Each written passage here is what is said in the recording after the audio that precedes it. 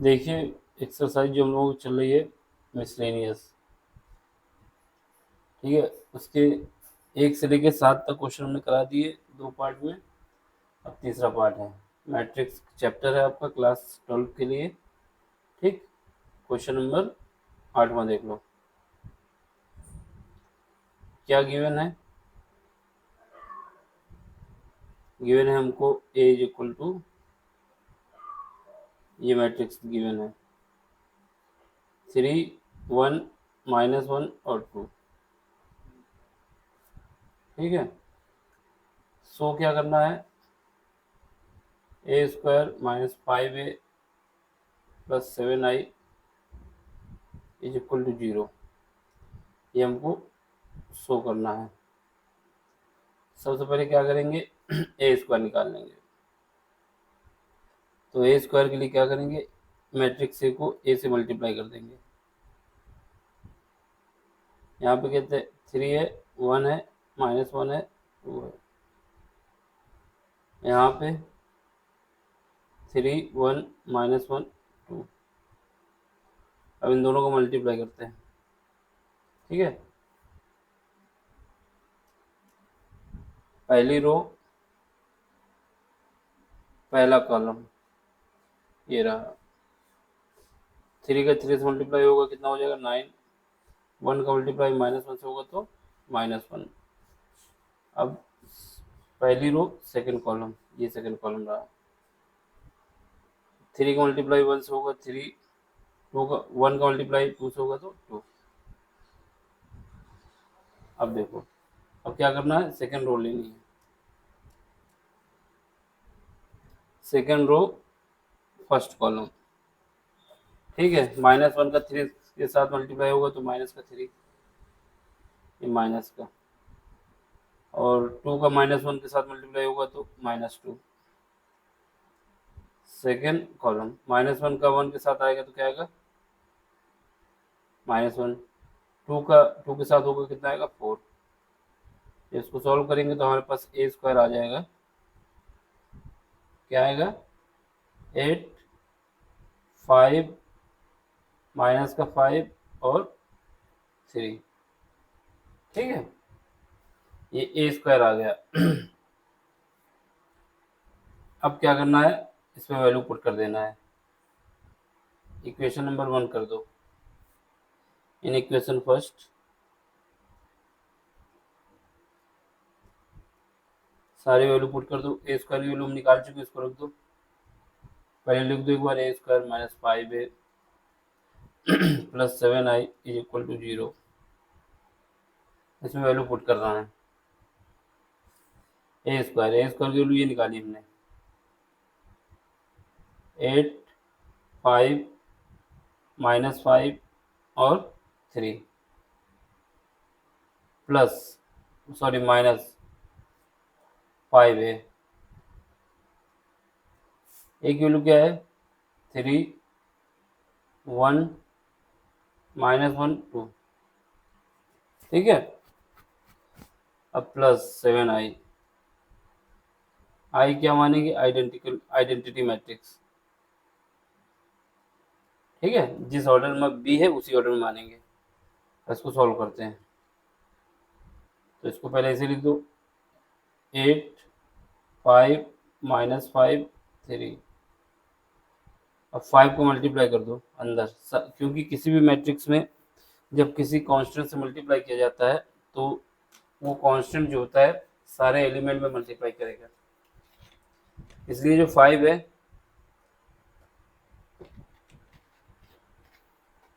वो सारे एलिमेंट में मल्टीप्लाई होगा, ठीक है। तो इस 5 का मल्टीप्लाई सारे एलिमेंट में होगा।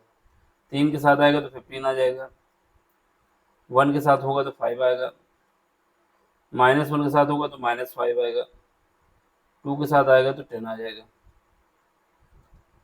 अब 7 का मल्टीप्लाई अंदर कर दो 7 0 0 7।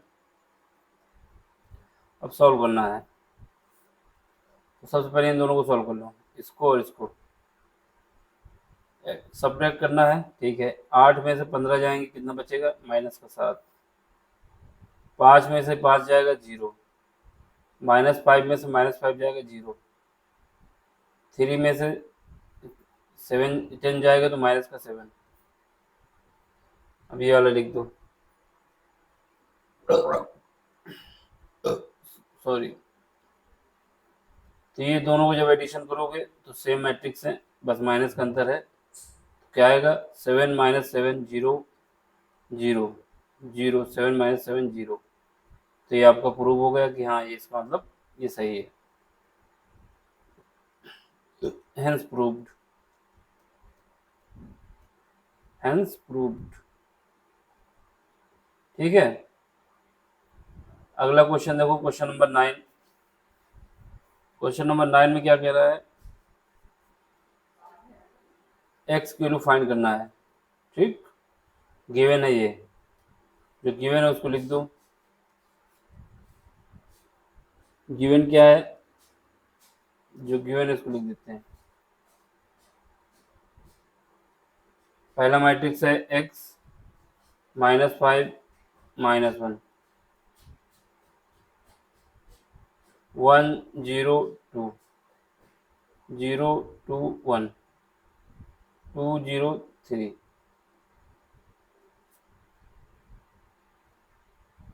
यहाँ पे x 4 1 बराबर 0। ठीक है, इसको सॉल्व करना है हमको। सबसे पहले क्या करेंगे, ये वाला मैट्रिक्स ले लेंगे और इसको ले लेंगे। किसी भी मैट्रिक्स का मल्टीप्लाई तभी हो सकता है जब उसकी पहली मैट्रिक्स जो है उसका कॉलम दूसरी मैट्रिक्स के रो के बराबर हो।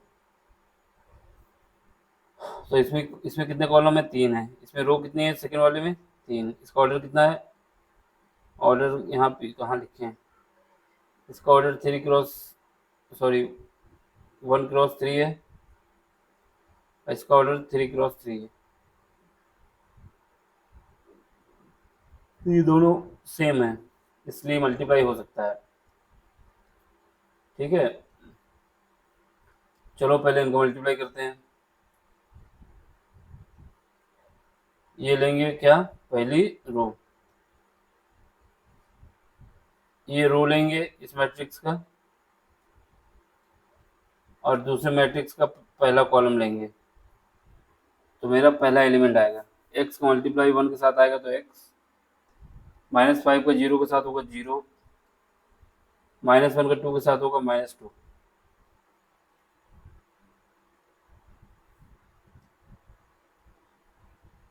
ठीक, अब देखो दूसरे एलिमेंट में, अब दूसरा वो ले लो, क्या कहते हैं, कॉलम। ये फर्स्ट रो, क्योंकि एक ही रो है इसमें, 0 का x के साथ मल्टीप्लाई होगा 0, 5 का -2 के साथ, 5 -5 का 2 के साथ होगा तो माइनस का 10, और -1 के 0 के साथ होगा तो 0। अब तीसरी पंक्ति ले लेंगे, सॉरी तीसरा कॉलम ले लेंगे, ये वाला। इसमें क्या है, x का 2 के साथ होगा 2x, x का 5 के साथ होगा -1, -5 है तो -5 आएगा, -5 का 1 के साथ होगा तो -5 आएगा, -1 का 3 के साथ होगा तो -3 आएगा। ठीक है, x 4 1,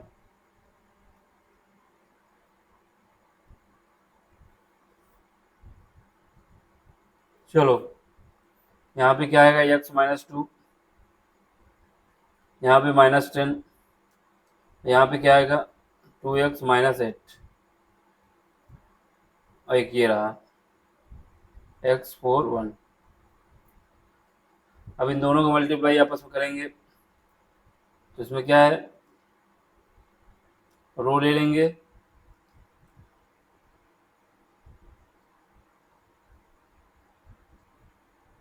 और ये कॉलम ले लेंगे। ठीक है, एक रो है एक कॉलम है तो केवल एक एलिमेंट आएगा। x -2 का मल्टीप्लाई x से होगा तो कितना आएगा, x -2, -10 का मल्टीप्लाई 4 से होगा तो 40, plus 2x minus 8।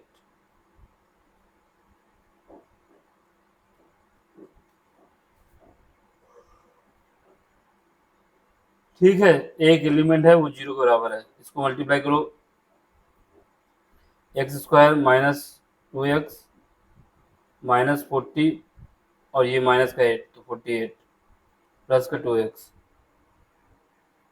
Is equal to 0। 0 कैसे होगा, जीरो मैट्रिक्स के बराबर कर देंगे इसको, यहाँ से ये कट जाएगा, यहाँ पे एक्स स्क्वायर बचेगा माइनस का 48 बराबर 0। एक्स की वैल्यू आ जाएगी आपके पास, एक्स की वैल्यू आ गई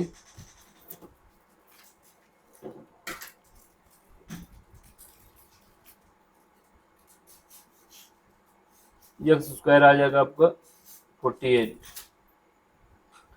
तो यहाँ से वर्गमूल निकाल लो इसका। ठीक है, जब वर्गमूल निकालोगे तो एक्स स्क्वायर इक्वल टू, इसको क्या लिख सकते हो, 12 इंटू 3, सॉरी 16 इंटू 3, 48 होता है ना, 16 इंटू 3। तो यहाँ से एक्स कॉमन लोगे तब, सॉरी एक्स निकालोगे तो क्या आएगा, प्लस माइनस 4√3। ठीक है, वर्गमूल निकालने के बाद तो इसका मतलब क्या हुआ, एक्स की वैल्यू कितनी आ गई, प्लस माइनस 4√3।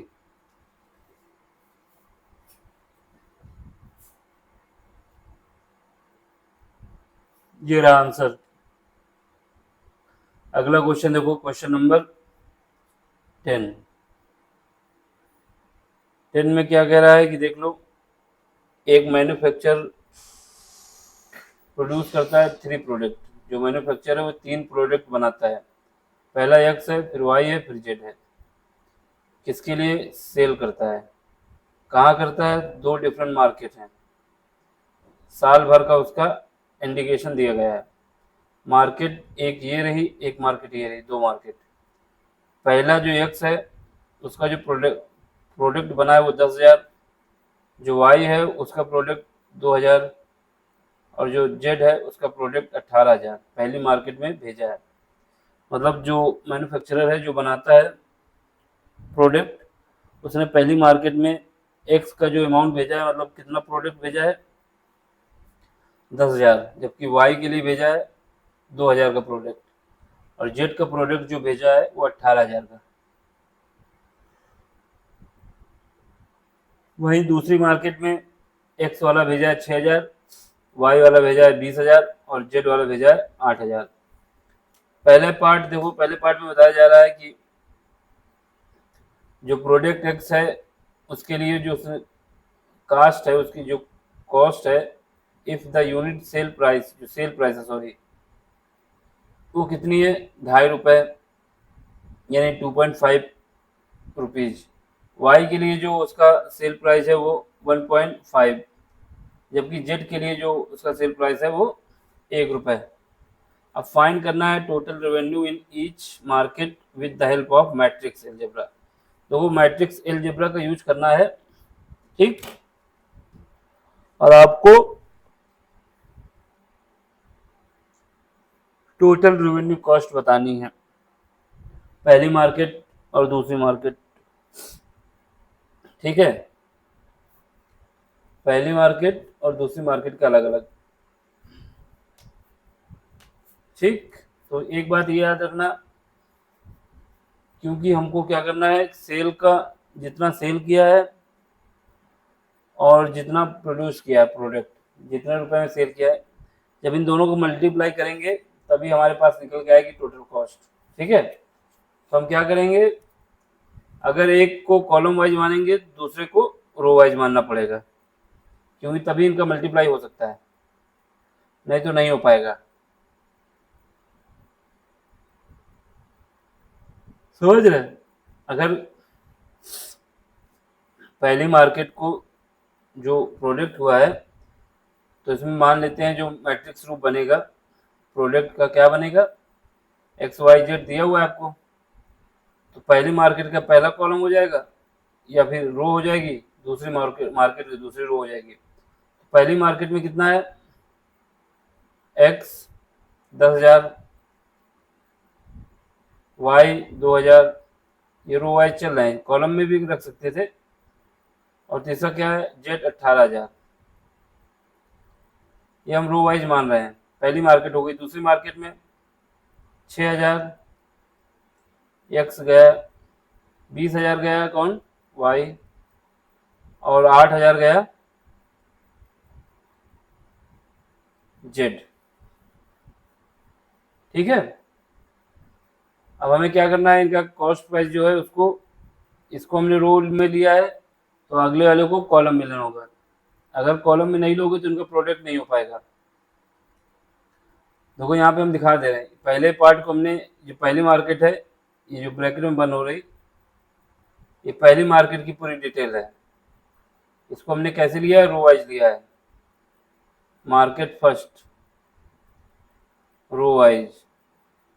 दूसरा, जो दूसरा प्रोडक्ट लिया गया है उसके लिए भी हमने रो का यूज किया है। लेकिन अब जब कॉस्ट की बात आएगी तो इस बार पैसे को कॉलम वाइज लेंगे, ये भी रो वाइज है। ठीक है। यहाँ पे हमारे पास क्या है, 2.50, ठीक, पहले के लिए, एक्स के लिए, और 1.50 और 1, ये हमारे पास इनकी कॉस्ट है। ठीक। अगर ऐसा हम नहीं करते, इसको भी रो में ले लेते, तो फिर हमारा मल्टीप्लाई नहीं हो पाता। इसी वजह से एक को कॉलम में लेना होता है, दूसरे को रो में लेना होता है। ऐसा क्यों, क्योंकि जब हम किसी भी मैट्रिक्स का मल्टीप्लाई करते हैं तो पहली मैट्रिक्स का जो कॉलम है वो दूसरी मैट्रिक्स के रो के बराबर होना चाहिए।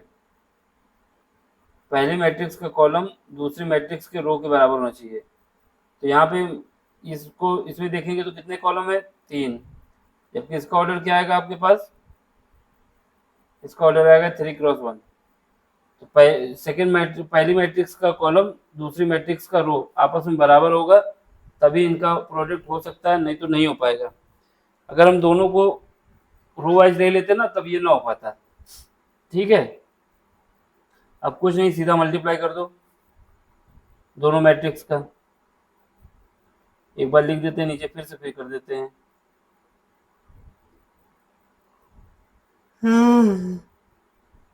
ठीक है। ये 10,000, ये 2,000, ये 18,000। ठीक।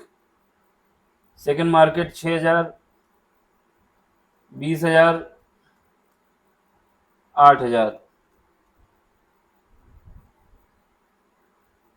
जो प्राइस है वो है 2.5, 1.5 और 1। अब हमें क्या करना है, इनका क्रॉस मल्टीप्लिकेशन करना है, जो रेवेन्यू आएगा वो पता चल जाएगा। तो चलो फिर करो। तो पहला कॉलम, कलर चेंज कर लेते हैं।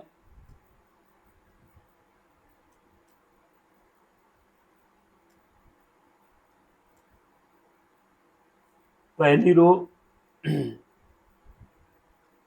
और इसमें एक ही कॉलम है तो ये वाला कॉलम, इससे जो एलिमेंट आएगा वो एक आ जाएगा। ठीक है। 10,000 का मल्टीप्लाई 2.5 में होगा तो क्या होगा, एक जीरो हट जाएगा, बाकी जीरो रख जाएंगे, यानी 25,000 आ जाएगा। 2,000 में 1,500 का, 2,000 में 1.5 का मल्टीप्लाई होगा तो एक जीरो हट जाएगा, 15×2 = 30, 3,000 आ जाएंगे। 18,000 में 1 से मल्टीप्लाई होगा तो 18,000 आ जाएंगे। सेकेंड रो पे आ जाओ।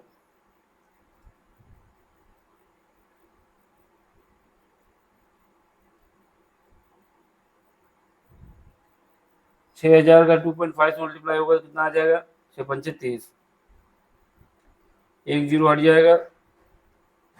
ठीक है। 6 दूनी, सॉरी गलती हो गई यहाँ पे, 2.5 से मल्टीप्लाई करना है ना, तो 12, ये कितना हो जाएगा, 150,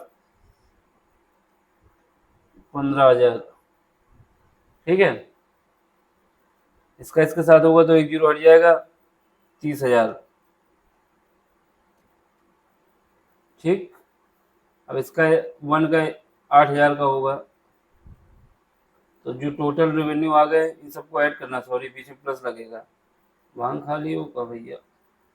चलो इनका एडिशन करो, पहला कितना हो जाएगा 18 5, सॉरी 18 25 कितना होगा 43, 43 और 3 पहले तो आ जाएंगे 46,000, दूसरे कितना आ जाएगा 45 और 8, 45 8 हो जाएगा 43।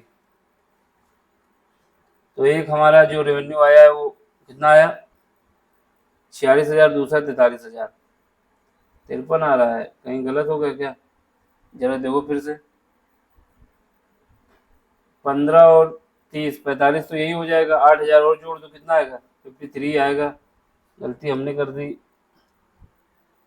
इनका एडिशन गलत हमने कर दिया ना, यहाँ 53 आएगा 43 नहीं।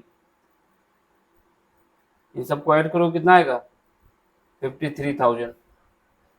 बस हमको मिल गया इसका पहला पार्ट का आंसर।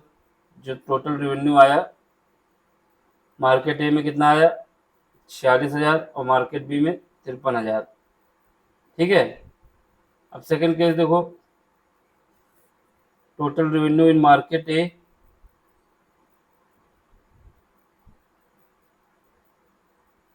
ठीक है, टोटल रेवेन्यू इन मार्केट ए 46,000 और मार्केट, ये मार्केट फर्स्ट के लिए, ये मार्केट सेकंड के लिए, तो इन दोनों का रेवेन्यू आ गया। सेकंड पार्ट क्या कह रहे हैं देखो, सेकंड पार्ट में ये कह रहा है कि if the unit cost of the above 3 commodities, आपकी यूनिट कॉस्ट अलग कर दिए 2 1 50 पैसा, फाइंड द ग्रॉस प्रॉफिट, तो ग्रॉस प्रॉफिट निकालना है।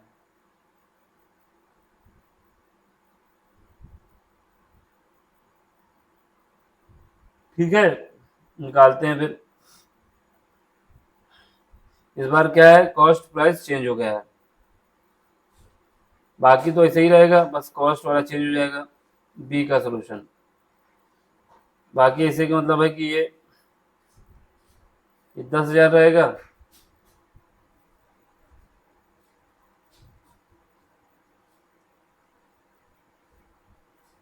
ये 10,000 रहेगा, बाकी जो जैसा है वैसे रहेगा। चलो लिखो,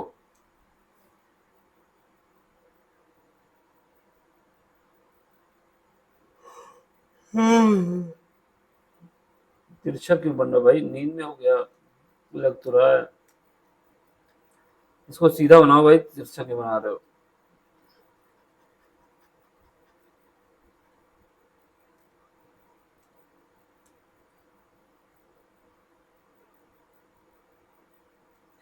चलो पहला क्या है 10,000, फिर 20,000, सॉरी 2,000, फिर 18,000, ये पहली मार्केट में जो भेजा गया है, 6,000, 20,000, 8,000। इस बार जो प्राइस था वो चेंज हो गया है, क्या है 1.5,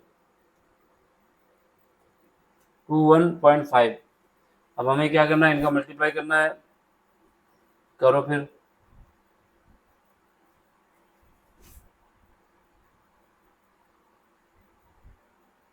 फर्स्ट रो, फर्स्ट कॉलम, एक ही कॉलम है इसमें, निकालो। 10,000 का 2 के साथ मल्टीप्लाई होगा तो 20,000, 2,000 का 1 के साथ मल्टीप्लाई होगा तो 2,000, 18,000 का 0.5 से होगा तो 9,000। इसमें आओ,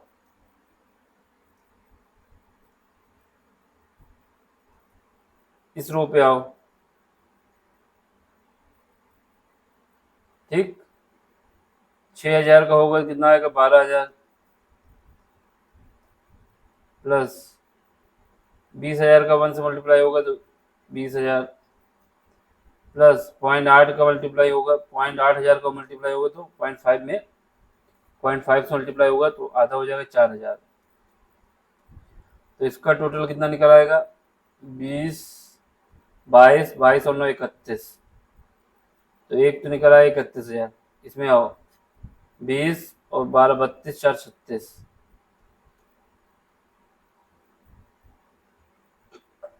तो ये हमारे पास आ गया। अब हमें क्या निकालना है, टोटल ग्रॉस। ये तो हमारा वो निकला है। टोटल ग्रॉस कैसे आएगा, टोटल ग्रॉस प्रॉफिट,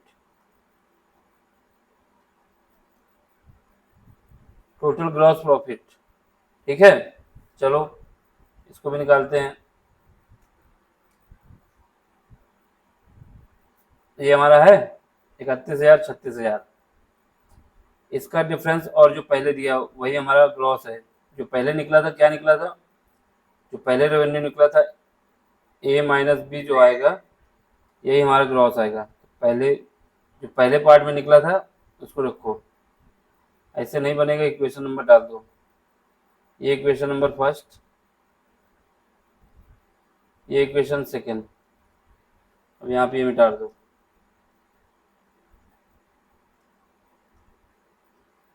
हमें क्या निकालना है, from equation first and gross profit के लिए ग्रॉस प्रॉफिट्स। ठीक है, ग्रॉस प्रॉफिट के लिए क्या करेंगे, equation first minus equation second. लिखो, पहला क्या है 46,000, फिर 53,000 माइनस 31,000 36,000। यहाँ से क्या आ जाएगा, जो ग्रॉस का डिफरेंस 46,000 में 31,000 जाएंगे, कितना बचेगा 15,000। 53,000 में 36,000 जाएंगे, कितना बचेगा 17,000। यही हमारा ग्रॉस प्रॉफिट है। ठीक है, 15,000 17,000 टोटल जो ग्रॉस प्रॉफिट आएगा, इन दोनों को ऐड कर दो तो टोटल निकल आएगा।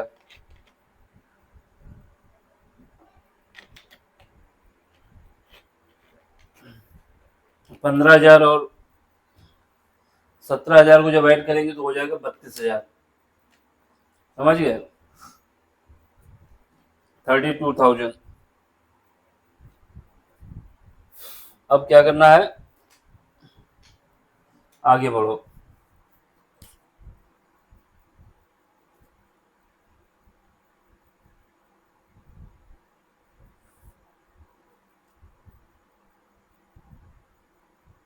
क्वेश्चन नंबर जो है 12 है। ठीक है, इसमें क्या करना है, एक्स की वैल्यू फाइंड करना है, और एक्स इंटू दिया हुआ है आपको, गिवन क्या है, सॉरी, जो गिवन है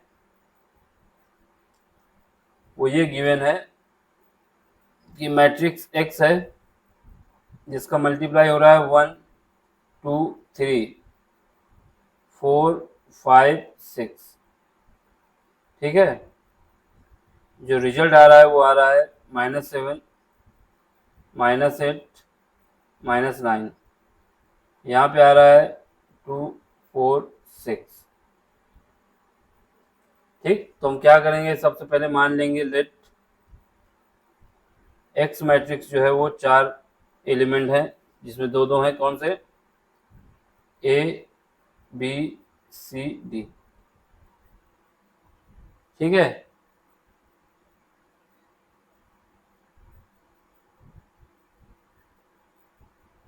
ठीक, इसको ऐसा क्यों माना, इससे इसका ऑर्डर हो जाएगा 2 × 2, और इसका ऑर्डर क्या है 2 × 3। तो यहाँ पे इसका कॉलम इसका रो बराबर है, काम बन गया ना, इस वजह से माना। तो हमें क्या करना है, इनका आपस में मल्टीप्लाई करना है। चलो पहले लिखते हैं, एक्स की वैल्यू लिख देते हैं, ए बी सी डी, और जो गिवन है वो 1 2 3 4 5 6 इज इक्वल टू -7 -8 -9 2 4 6। अब क्रॉस मल्टीप्लिकेशन करो, ठीक है। ये पहली रो है, ये मेरा पहला कॉलम है, इन दोनों का मल्टीप्लाई कर रहा है, ठीक है। करो,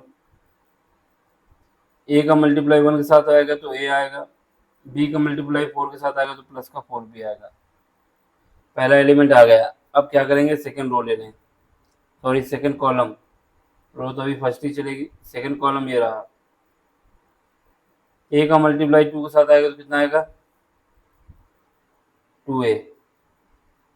ए बी का मल्टीप्लाई 5 के साथ होगा तो कितना आएगा, 5b। ठीक है, अब तीसरे कॉलम में आओ, तीसरा कॉलम ये रहा, ए का मल्टीप्लाई 3 के साथ होगा क्या आएगा, 3a। बी का मल्टीप्लाई 6 के साथ होगा क्या आएगा, 6b। ये ब्रैकेट बंद, ठीक है। अब यही काम हमारा सेकंड रो पे करना है। सेकंड रो ये रही, फर्स्ट कॉलम, सी का मल्टीप्लाई 1 से सी, प्लस डी का मल्टीप्लाई 4 से 4d। यहाँ सी का मल्टीप्लाई 2 के साथ 2c, डी का मल्टीप्लाई 5 के साथ 5d। तीसरे कॉलम में आओ, ए का सी का मल्टीप्लाई 3 के साथ 3c, डी का मल्टीप्लाई 6 के साथ 6d। जो गिवन है उसको लिखो, -7 -8 -9 2 4 6। अब क्या करेंगे, पहला एलिमेंट पहले एलिमेंट के बराबर हो जाएगा, दूसरा दूसरे के, तीसरा तीसरे के, चौथा चौथे के।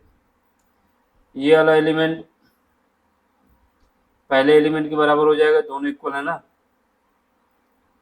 लिख दो, लिख देना equating all the corresponding element. पहले लिख दो equate all the corresponding element, ठीक है। चलो, तो यहाँ से a प्लस 4b बराबर क्या आ जाएगा, -7। इक्वेशन नंबर फर्स्ट, अगर ऊपर फर्स्ट फर्स्ट न माना हो तो, फिलहाल तो माना ही नहीं कि हमने, तो कोई दिक्कत नहीं।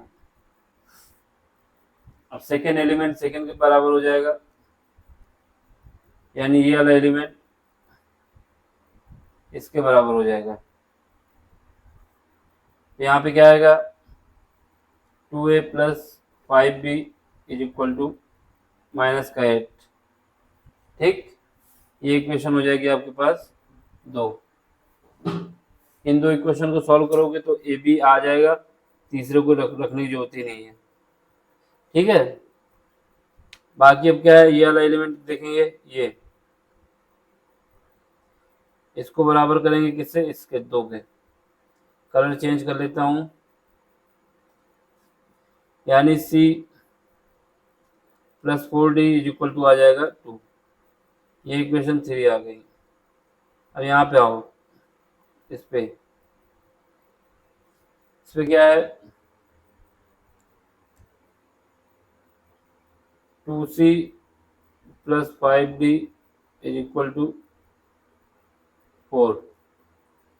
दो इक्वेशन यहाँ से आ गई। पहली दो इक्वेशन को सॉल्व करेंगे तो a और b आ जाएगा, फिर उसके बाद तीसरी और चौथी को सॉल्व करेंगे तो c और d आ जाएगा। बस यही हमको चाहिए, जब वैल्यू निकल आएगी तो मैट्रिक्स में लिख लेंगे। चलो पहले इक्वेशन फर्स्ट और सेकंड को सॉल्व करते हैं। From equation first and second, सबसे पहले क्या करेंगे, सेकंड इक्वेशन को फर्स्ट इक्वेशन को 2 से मल्टीप्लाई करते हैं। Multiplying equation second, sorry first by 2, 2 के द्वारा मल्टीप्लाई करते हैं। तो यहाँ से क्या आएगा, ये वाली इक्वेशन को 2 से मल्टीप्लाई करते हैं। यहाँ से 2a plus 8b is equal to -14। चलो अब क्या है, ये इसको ऐसे ही लिख दो, 2a प्लस का 5b is equal to minus का 8। दोनों को आपस में घटा दो, ये कट जाएगा। यहाँ पे बचेगा प्लस का 3b, यहाँ पे बचेगा माइनस का 6। यहाँ से b की वैल्यू आ जाएगी माइनस का 2। जब b की वैल्यू आ गई from equation first,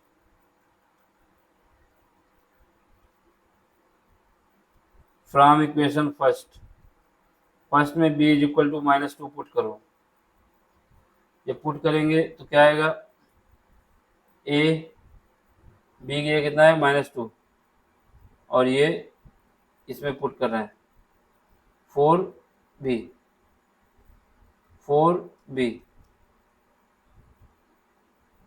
1 minute, 4b कहाँ गया भाई, प्लस का 4b है सॉरी, इज इक्वल टू 7, वो भी माइनस का। ठीक है,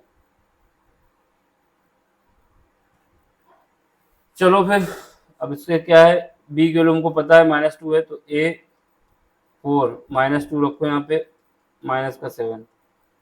तो यहाँ से हमारे पास क्या आएगा, a इज इक्वल टू आ जाएगा प्लस का 1। a की वैल्यू आ गई 1, b की वैल्यू आ गई माइनस का 2, दो एलिमेंट आ गए फ्रॉम इक्वेशन, कौन सी इक्वेशन, थर्ड एंड फोर्थ में मल्टीप्लाई करो किससे, थर्ड में मल्टीप्लाई कर दो 2 से। इन इक्वेशन थर्ड मल्टीप्लाइंग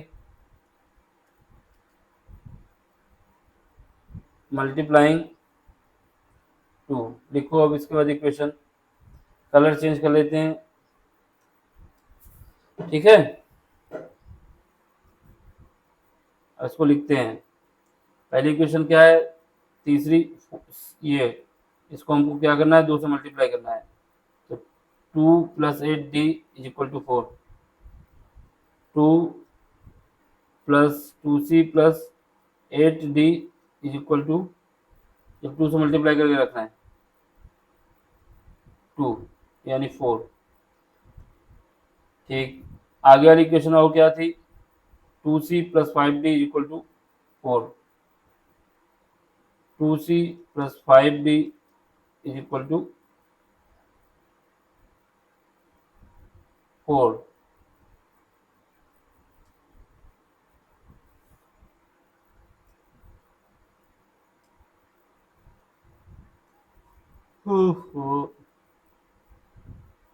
जब इसको घटाएंगे, इसको घटा देते हैं, तो ये माइनस हो जाएगा, ये भी माइनस हो जाएगा, ये माइनस, ये कट गया, यहाँ पे बचेगा 3d इज इक्वल टू 0। तो d की वैल्यू आ गई 0। जब d की वैल्यू 0 आ गई तो फ्रॉम इक्वेशन, किसी भी equation first, from equation third d is equal to 0 रखो। फ्रॉम इक्वेशन, लिखा तो है नहीं, लिख दिया सीधे, फ्रॉम इक्वेशन थर्ड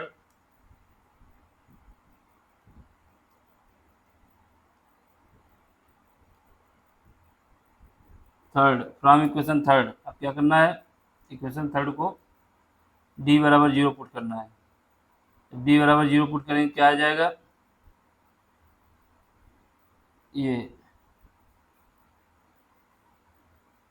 ये इसमें d बराबर 0, तो c बराबर आ जाएगा 2, c बराबर 2 आ जाएगा। तो आपके पास क्या आ गया, a बराबर कितना आया है, a बराबर 1 आया है, b बराबर कितना आया, -2 आया, d बराबर 0, और c बराबर ये रहा। अब इसलिए matrix x is equal to 1 -2 2 0। ठीक है, ये हमारा आंसर है, सेम है। अब इसके बाद के जो क्वेश्चन है, क्वेश्चन नंबर 12वां है और 13वां है, 14वां, 3 क्वेश्चन है। 3 क्वेश्चन अगले ही लेक्चर में कराए जाएंगे, 4 क्वेश्चन है, ठीक है, क्योंकि अभी नींद आ रही है, जब नींद आती है तो फिर समझ नहीं आता। चलो आज के लिए सब्बा खैर, bye bye, tata, take care. समझ में आता है तो सब्सक्राइब करें, शेयर करें, लाइक करें, जो भी करना है सब कुछ करें। Thank you for watching.